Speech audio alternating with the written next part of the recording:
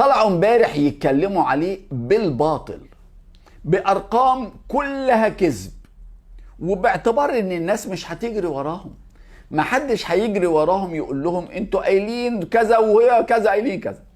طالعين كاتبين بالارقام انه لعب 487 مباراة في مشواره، اكتر من ضعف العدد اللي لعبه. تخيلوا، ولا بيفرق معاهم الكسب. 487 مفيش لاعب في تاريخ نادي الزمالك، في تاريخ نادي الزمالك تجاوز 400 مباراة في التاريخ، محدش عملها. قالوا انه جاب 91 هدف، كذب في كذب في كذب. قالوا انه عمل 110 اسيست، ده يا دوب وصل نصهم 55، يا دوب وصل نصهم ده. قالوا ان هو كسب 18 بطولة. قول حد هيعد وراك، حد هيجري وراك. بطولات اتحط فيها اسمه هو ما لعبهاش اساسا.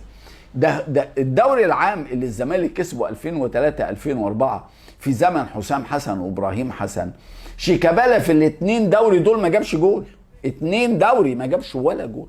وارجعوا الارقام ما تكذبش.